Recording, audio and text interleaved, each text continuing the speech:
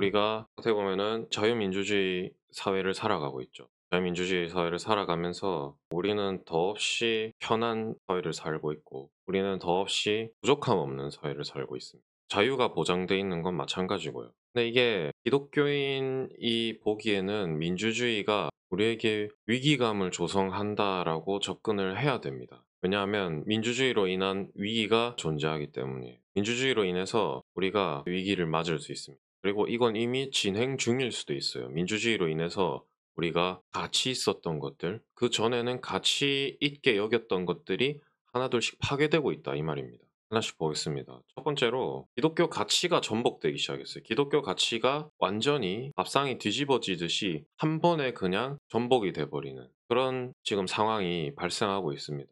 왜냐하면 민주주의는 무신론을 기반으로 한 사상이기 때문에. 민주주의는 무신론입니다. 그래서 우리가 기독교인으로서 자유민주주의를 외치면 안 되는 거예요. 자유민주주의는 무신론입니다. 기독교인이 이 무신론을 기반으로 한 사상을 지지한다. 그래서는 절대 안 되는 거예요. 그래서 자유민주주의가 우리에게 위기를 주고 있는 겁니다. 우리에게 위기가 되는 거예요. 인민이 주체가 된 사상인 민주주의는 그 자체로 반성경적입니다. 왜냐하면 민주주의는 개인의 자유를 전통적 질서 위에 놓기 때문에 개인이 질서 위에 있습니다.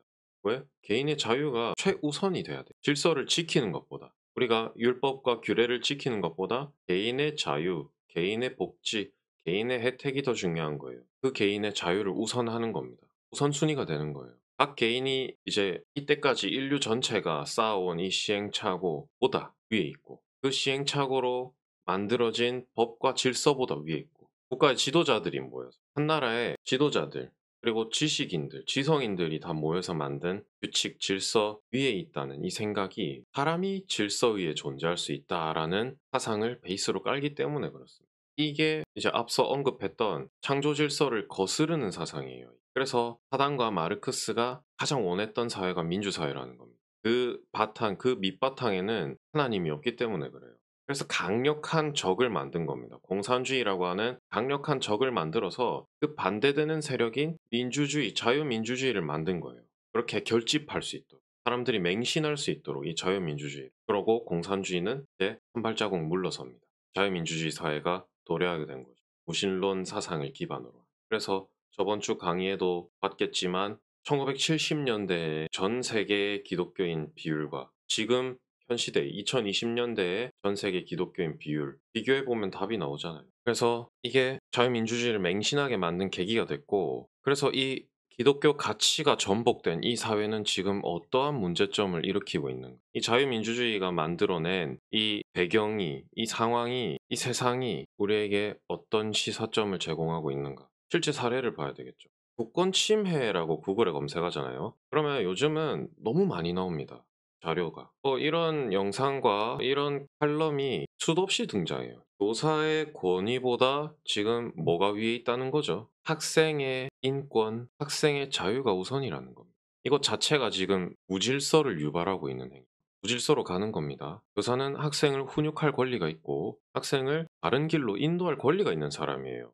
그러기 위해서 교사가 존재한 거죠. 근데 그 교사의 권위를 무시하는 겁니다. 이건 이제 영상을 캡처를 한 건데 이 영상에서 지금 이 학생이 교사의 말을 무시하는 걸 넘어서 교사에게 욕설을 합니다. 그게 이제 삐처리가 돼요. 그러니까 이런 일이 지금 비일비재합니다. 검색만 해봐도 이걸로 인해서 초등 신임 교사 극단적 선택 2016년부터 2021년 재직 중 탈한 교사, 교감, 교장 이딴 교사 잘 막을 수 없나. 교권 강화에도 올해 벌써 교사 19명 살, 교사 탈북 폭풍, 해법은 따로 있다. 성추행 결백 밝혀진 교사, 무엇이 그를 죽음으로 몰아. 여러분들 이런 게 그냥 구글에 검색하기만 해도 나와요. 교권이 추락했다는 증거입니다. 뭐가 교권을 추락시켰다? 민주주의가 교권을 추락시킨 거예요. 여러분들 이거 똑바로 알아야 됩니다. 개인의 자유가 우선이 되는 순간 하나둘씩 무너지기 시작해요. 뭐부터? 교육. 그리고 가정의 권위가 무너지기 시작합니다. 교육이 무너지기 시작했다는 거는 이 가정 안에서의 교육이 무너지고 있다는 거예요. 동시에 봐야 됩니다. 가정에서의 학부모의 권위 무너졌겠죠. 왜? 가정에서 아이를 올바르게 훈육하고 훈계하고 가르치지 않으니까. 자식들의 자유, 인권이 소중하다는 이유로 체벌과 훈육은 이제 학대가 되기 시작합니다. 그러니까 학부모도 아이를 체벌하지 않아요. 훈육하지 않아요. 그리고 학부모들 사이에서는 그런 문화가 이제 생겼겠죠. 아이를 때려서는 안 돼. 아이를 체벌해서는 안 돼. 무조건 오냐오냐 키워야 해. 가정 안에서의 질서가 바르게 자라나겠습니까? 가정 안에 질서가 바르게 세워지겠어요? 그렇게 배운 학생들이 학교에 가서 이렇게 교권이 침해되는 겁니다. 그런 사상을 가진 학부모들이 학교에 가가지고 교사들을 속된 말로 갈구기 시작하는 거예요. 맨날 전화하고 우리 애 뭐라 하지 마라. 뭐라 하면은 내가 무슨 수를 쓰겠다. 그렇게 협박하고 대부분의 이제 교사들이 스스로 목숨을 끊는 원인들이 대부분 다 이런 원인들입니다. 두 번째, 특별함이 파괴되고 있어요. 민주주의로. 뒤에서도 계속 언급할 알렉시스 토크빌이 쓴 미국의 민주주의에는 이런 말이 나옵니다. 민주주의 국가에서는 끊임없이 새로운 가문이 형성되고 또 없어지는 가문도 남아있는 가문이라 할지라도 모두 그 모습이 달라진다. 앞서 살았던 사람은 쉽게 잊혀지고 뒤에 나타날 사람에 대해서도 생각하는 사람이 없다. 인간의 관심은 자기 자신과 밀접한 관련이 있는 사람들에게 국한된다. 이게 한마디로 표현하면 귀족 시대의 소멸입니다. 특별함의 파괴는 다른 말로 하자면 귀족 시대의 소멸이에요. 옛날에는 계급이 있었습니다. 여러분들 계급이 사라진 지가 얼마 안 됐어요. 불과 몇백 년 안 됐습니다. 근대화가 됐고 계급은 사라진 거 아닌가요? 아니에요. 계급은 남아 있습니다. 사회적인 계급이 남아 있어요. 우리가 평등하다 평등하다 외치는데 밖에 나가면 어떻습니까? 모든 사람이 진짜 평등해요? 아니죠. 대통령하고 우리가 평등합니까? 안 평등해요. 권리와 책임이 다릅니다. 근데 이 귀족 사회가 민주주의로 인해서 살이 난 거예요. 우리가 귀족에 대해서 너무 안 좋게 보죠. 기득권에 대해서 너무 안 좋게 봅니다. 근데 원래 기득권, 귀족은 권리가 있는 만큼 책임이 있는 사람들이에요. 그러니까 나라를 이끄는 데 있어서 주요한 핵심 전력들이죠. 그래서 귀족 시대, 귀족 사회에서의 귀족층은 이 귀족 사회를 이끄는 지도자, 귀족들과 이 귀족 사회의 구성원을 차지하는 일반 시민들 이렇게 나누어져 있어요. 근데 이들이 귀족이 이 구성원들을 부려먹고 이런 말을 하는 게 아닙니다. 그건 너무 하등한 사회라는 거고. 귀족들은 자신의 사회에 포함되어 있는 구성원들을 노예로 생각하지 않아요. 왜냐하면 그들도 알거든요. 우리가 소수에 불과하고 이 소수가 그만큼 소수답지 않은 강력한 힘을 가지고 있는 건 알지만 이 힘을 아무렇게나 사용할 수는 알고 있습니다. 그렇기 때문에 이걸 올바르게 행동해줄 밑에 구성원들이 필요한 거예요. 그러니까 동력자 관계, 귀족과 그 아래 구성원들은 이게 올바르게 된 귀족사회, 이전의 귀족사회인 거예요. 모든 시민이 상하로 명확하게 구분되어 있는, 그렇지 않겠어요? 귀족 사회에서는 상하 관계입니다. 근데 그렇다고 해서 이 상하 관계에 있어서 소외받는 계층이 있냐라고 얘기를 하는 거예요. 그들 각자가 자기에게 이제 필요한 보호를 베풀어주는 윗계급이 있고, 그리고 그 윗계급은 자기에게 이제 협력을 요청하는 아랫계급이 있는 거예요. 그러니까 상하 관계긴 하지만 이게 수직적인 압제적인 관계가 아니라는 거예요. 윗사람은 아랫사람에게 어떤 동력을 요청하고 아랫사람은 그래서 윗사람에게 보호를 받고 이게 귀족 사회인 겁니다. 그러면 그 사이에서 귀족 사회 사이에서 자기 자신만 내세울 수 있을 자기 자신만 내세울 수 없습니다. 자기 자신만이 뭔가를 할 수 있는 것도 아니고요. 상하로 엮여 있기 때문에 나는 또 누군가의 윗사람이고 또 누군가의 아랫사람인 겁니다. 그러니까 보호를 받기도 하고 보호해 주기도 하고 협력을 요청하기도 하고 협력의 요청을 받는 사람이 되기도 해요. 그럼 자연스럽게 어떻게 됩니까? 나라는 존재가 나보다는 남들에게 가요. 시선이. 자기 이외의 어떤 대상들에게 몰두하게 되는 거예요. 그렇지 않겠어요? 내가 누군가의 윗사람이고 동시에 누군가의 아랫사람이 되면은 내가 하고 싶은 대로 내가 원하는 대로 할 수 없는 겁니다. 어쩔 수 없이 윗사람과 아랫사람과의 관계 형성이 필요한 거예요. 관계 형성을 위해서는 소통, 그리고 그 사람이 원하는 바를 캐치해낼 수 있는 그런 마음가짐. 남을 위해서 생각하는 시간이 훨씬 긴 겁니다. 귀족 사회에서는. 나를 생각하는 시간보다 남을 생각하는 시간이 훨씬 긴 거예요. 그러니까 나보다는 남에게 몰두하는 시간이 훨씬 많아지는 겁니다. 그러면 자연스럽게 어떻게 되겠어요? 나에 대해서 잊게 되는 거죠. 무슨 말인지 이해가 되나요? 근데 민주주의 국가에서는 어떻습니까? 계급이 없기 때문에. 그리고 가문, 전통, 귀족 그런 가치들이 희석이 되기 시작. 그러니까 앞서 살았던 사람들. 우리가 전통적 질서, 시행착오 이런 것들을 무시한다 그랬죠. 개인의 이성이 더 우선되어야 되기 때문에. 그러니까 앞서 살았던 사람들은 자연스럽게 잊혀지게 되는 거예요. 그리고 지금 당장 계급이 없어요. 수평적인 관계예요. 그러면 자연스럽게 나 자신에게만 신경 쓰게 되는 겁니다.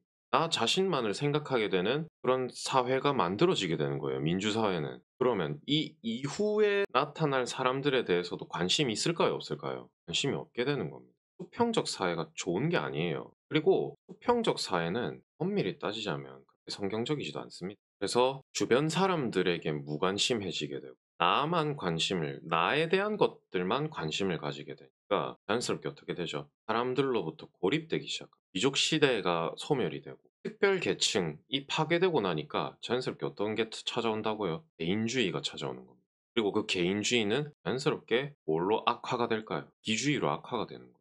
귀족 시대에서, 귀족 사회에서 이기주의가 있었을까요? 귀족 사회에선 이기주의가 살아남을 수가 없습니다. 그러나 민주사회에서는 이주의가 확장되어 가고 있습니다.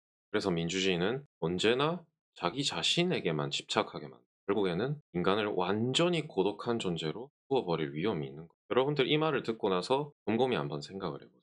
요즘 사회가 어떻게 돌아가고, 요즘 사회가 민주주의 사회인데 이 사회가 올바르게 돌아가고 있는가? 아니면 제가 말했던 것처럼 점점 사람들이 고립되기 시작, 출산율 낮아지죠. 다음 세대들을 생각을 안 한다는 겁니다. 청년들, 노인들, 고독사 비율 점점 높아지고 있죠. 주변 사람들에게 대해서 관심을 안 가진다는 거예요. 그래서 이러한 위험을 우리에게 주고 있다라는 겁니다. 자연스럽게 개인주의가 확정이 되고 이게 이기주의로 심화될 가능성이, 이 민주사회에서는 결국에는, 민주주의 국가에서는 모든 시민들이 독립되어 있습니다.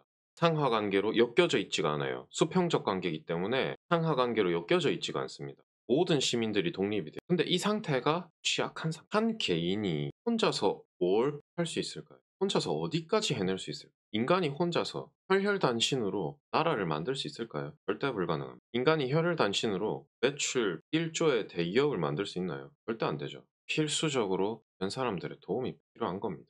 혼자서는 아무것도 할 수 없고 다른 사람의 도움을 요구할 수도 없습니다. 이 말이 중요한 말이에요. 자연스럽게 우리 사회는 주변 사람들의 도움을 구하지 않는 방향으로 가기 시작해요. 불과 20, 30년 전에 우리 어머니 아버지 세대와 비교해봐도 답은 명확하게 나옵니다. 그래서 지금 이 시대를 살아가고 있는 우리가 서로 돕는 방법을 자발적으로 배우지, 우리는 무력한 존재가 되는 거예요.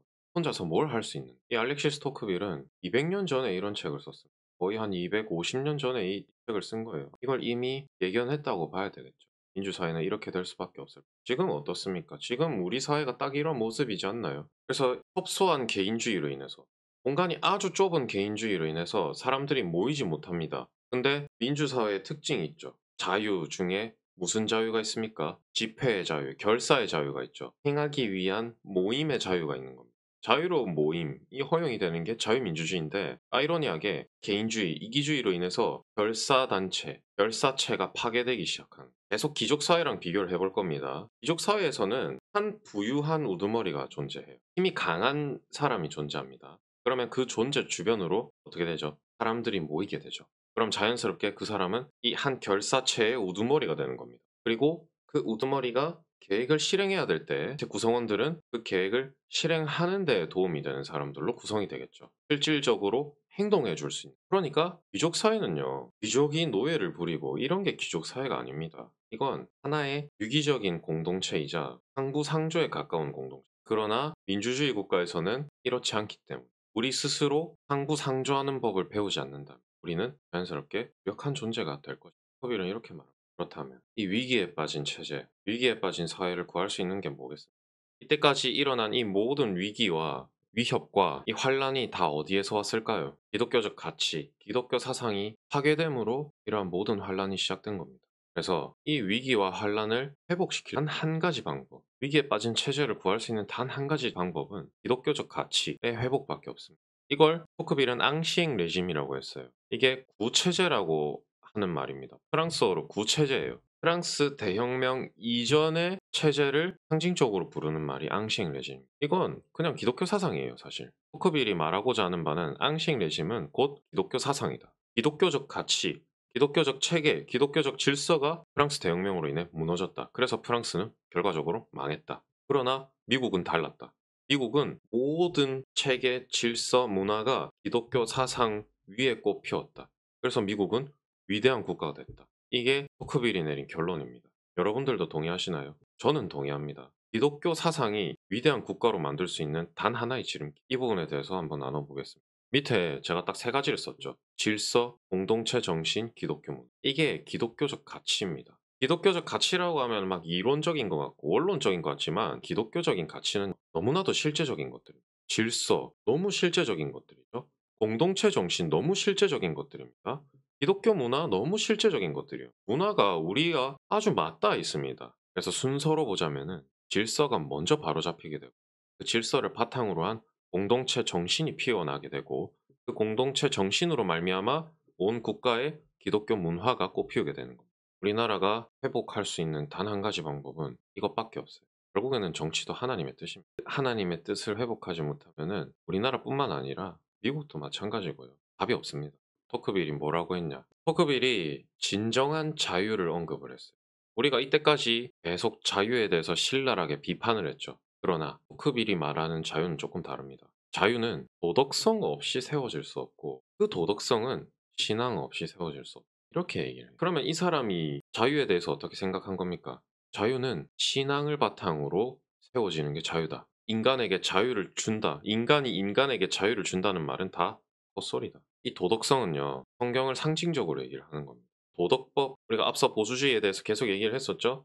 보수주의는 도덕법에서 왔다. 도덕법은 성경 구약의 율법에서 파생이 된 거다. 그러니까 성경을 상징적으로 얘기를 하는 거예요. 기독교적인 교리, 사상 이런 것들을 상징적으로 얘기를 하는 겁니다. 그러니까 자유는 도덕성 없이는 세워질 수가 없는 거예요. 무조건 성경에 기반한 자유가 있어야 되는 겁니다. 그 성경에 기반한 자유는 우리가 앞서서 계속 얘기했던 구속의 자유예요. 질서 안에, 울타리 안에 보호받는 자유. 그게 진짜 자유다.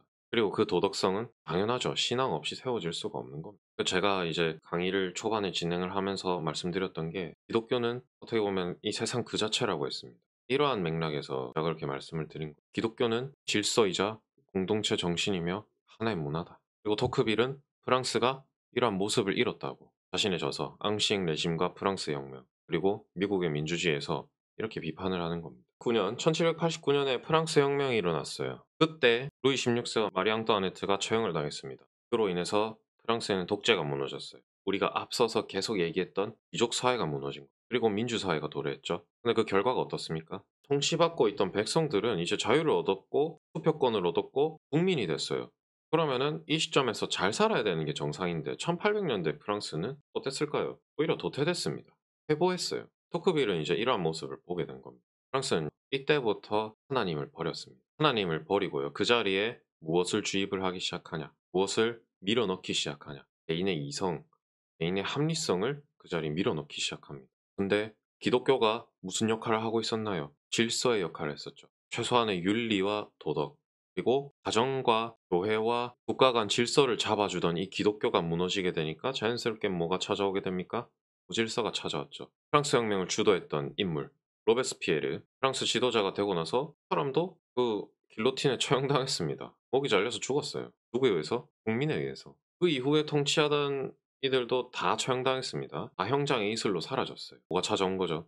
무질서가 찾아온 거죠. 우리나라 다르겠습니까? 우리나라 다르지 않겠어요. 우리나라도 뭐 별반 다를 게 없습니다. 31번째 탄핵. 줄탄핵 다 뭐 때문이겠습니까? 다양한 이유가 있겠죠. 뭐 정치 공작이 될 수도 있고. 그러나 바탕에는 이러한 사상이 깔려 있는 거예요. 기독교인이라면 한 국가의 통치자를 뭘로 생각합니까? 하나님이 세우신 권위자다 생각하죠. 그러면 함부로 탄핵할 수 있겠어요? 못하죠. 근데 민주주의는 진론입니다. 하나님이 없어요. 그러니까 개인이 생각했을 때 아, 이 사람 끌어내려야 돼. 그러면 그렇게 되는 겁니다. 그러면 필연적으로 이 질서, 잡혀져 있던 질서가 무너지게 돼 있어요. 한 번 끌어내렸으니까 두 번은 못 끌어내릴까요? 두 번 끌어내릴 수 있습니다. 지금 딱 그렇죠. 한 번 끌어내렸습니다. 그러니까 두 번 못할 게 뭐가 있겠어요. 두 번도 끌어내리는 겁니다. 그러면 세 번은 못 끌어내릴까요? 당연히 세 번도 끌어낼 수 있고 무질서가 찾아오는 겁니다.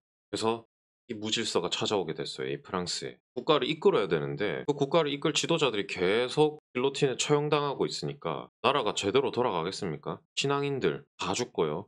심지어 국민들이 분노에 가득 차가지고 경찰들도 다 죽이기 시작합니다. 정말 미쳤죠, 나라가. 그러면 공권력도 같이 약해지기 시작하는 거예요. 그러면 국민들의 치안과 안보를 누가 담당해 줍니까? 담당해 줄 사람이 없는 거예요. 여러분들 그래서 울타리가 중요한 겁니다. 시스템이 중요한 거예요. 그 시스템이 무너지고 나니까 무질서가 찾아오죠. 울타리가 무너진 겁니다. 그러면은 울타리 밖에 살고 있었던 사자, 늑대, 흉악한 짐승들이 우리를 잡아 죽이러 들어오는 거예요. 불안에 떨겠어요, 안 떨겠어요? 불안에 떨게 되죠. 그러니까 누구를 찾게 됩니까? 강력한 힘을 가진 독재자를 찾게 되는 거예요. 이래서 자유는 독재자를 부르게 돼 있습니다. 그래서 세워진 독재자가 누구죠? 나폴레옹이죠. 그 질서가 무너지고 무질서가 찾아오고 국민들이 그렇게 공권력을 때려잡고 탄압하고 있을 때 점점 불안해지기 시작합니다. 공권력이 제 기능을 못하고 국민들은 치안과 안보의 위협을 느끼고 불안해지기 시작할 때 자연스럽게 그런 국민들은 누구를 찾게 되냐? 강한 지도자를 찾게 되는 겁니다. 나폴레옹이 그렇게 딱 등장한 거예요. 아이러니하지 않습니까? 자유를 찾기 위해서 왕정을 부셨던 프랑스가 결국 왕정이 복고되는 상태가 벌어지게 된 거예요. 그러나 미국은 어땠을까요? 미국은 그렇지 않았습니다. 미국은 기본적으로 가정의 질서가 잡혀 있어요. 완전 뿌리부터 청교도인 프로테스탄트들입니다. 가정이 얼마나 중요한지 아는 거예요. 가정이 하나의 작은 교회다. 알고 있는 겁니다. 그러니까 가정의 질서, 가족 구성원들의 세부적인 역할, 엄청 중요하게 생각하는 거예요. 가정의 질서가 잡혀 있으니까 자연스럽게 이 질서가 어디로 확장이 되는 겁니까? 공동체로 확장이 되는 겁니다. 우리가 속해 있는 공동체로 확장이 되기 시작해요. 당연한 겁니다. 이웃을 서로 돕고 젠틀하게 대하고 자기가 살고 있는 지역에 문제가 생기면 자기 일처럼 달려들어서 해결하고 하나님의 명령이기 때문에 국가의 명령을 존중. 그럼에도 불구하고 기본권이 침해당한다. 하나님이 우리에게 주신 그 권리 보호를 강력하게 주장하는 겁니다. 쓸데없는 내 개인의 자유 이런 걸 주장하는 게 아니라 하나님이 우리에게 주셨기 때문에 이것을 침해당하면 안 된다라고 주장을 하는 거예요. 완전 사고방식이 다른 겁니다. 이 마인드, 이 문화가 미국을 위대하게 만듭니다. 기독교는요, 하나의 이론상 이런 거 아닙니다. 기독교는 실제적인 거예요. 토크빌은 이제 이렇게 생각을 한 거죠. 이런 모습이 프랑스에는 없는데 과연 어디에서 왔을까? 의문을 가지게 됩니다. 그리고 미국의 사회 전반을 둘러보기 시작해요. 그리고 나서 발견합니다. 이 모든 문화의 근원은 교회에 있었습니다. 토크빌은 이렇게 얘기를 해요. 나는 미국의 천재성을 알지 못했다. 교회에서 울려 퍼지는 강력한 설교 메시지를 듣기 전 토크빌은 교회에서부터 시작하게 되는 기독교에서부터 시작하게 되는 훌륭한 사례인 미국을 보면서 깨닫게 된 겁니다. 하나님은 그저 관념이 아닙니다. 하나님이 관념체인가요? 절대 그렇지 않습니다. 하나님은 실존하는 실제하신 분이에요. 하나님은 율법 그 자체이고 공의 그 자체죠. 그리고 기독교는 구원을 가르치죠. 그리스도인들은 하나님께서 우리를 죄에서 건지셨기 때문에 받은 은혜가 있습니다. 그래서 우리가 이 받은 은혜를 그냥 가지지 말고 그 은혜에 보답하는 삶을 살아야 한다라고 항상 되뇌이면서 살고 그리고 이제 이 은혜를 진정으로 깨닫게 되면 어떻게 되겠습니까? 억지로 지키려고 하지 않습니다. 예수 그리스도의 이 구원의 은혜가 내 마음 깊이 자리 잡게 된다. 정말 하나님은 우리를 너무 사랑하신다. 예수 그리스도는 우리를 너무 사랑하셨기 때문에 십자가에 못 박혀서 돌아가셨다. 이게 마음속 깊이 자리 잡게 되면 사람은 가만히 있지 않습니다. 억지로 이웃 사랑을 실천하려고 하지도 않아요. 이게 자연스럽게 몸에 배게 되어 있습니다. 그래서 기독교가 가지는 힘이 어마무시한 거예요. 사람을 강요하지도 않고요. 세뇌하지도 않고 자발적으로 움직이게만. 이게 살아있는 기독교의 힘이에요. 자발적이고 구체적으로 질서를 지키면서 이 질서를 보존하면서 살아가게 됩니다. 신과 종교라는 게, 이 하나님과 기독교라는 게 현실과 동떨어져 있는 두루뭉술하고 미지적인 것이 아니에요. 너무나도 이 현실과 아주 깊이 맞닿아져 있습니다. 여러분들 이 역사를 봤을 때 오히려 기독교는 하나의 이론으로서 학문으로서 자리 잡아온 게 아니라 우리의 삶과 문화와 이 질서를 유지하고 보존하는 데 아주 오랜 시간 투쟁해온 거예요. 그걸 알아야 됩니다.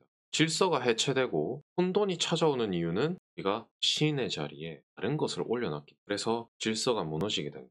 이미 여러 나라는 이 자리에 다른 것을 올려놓고 살아간 지 오래되었습니다. 우리는 어떻습니까? 우리는 질서가 유지되고 있습니까? 질서를 해체하고 혼돈과 무질서로 나아가고 있지는 않나요? 하나님의 자리에 다른 것을 올려놓지는 않았습니까?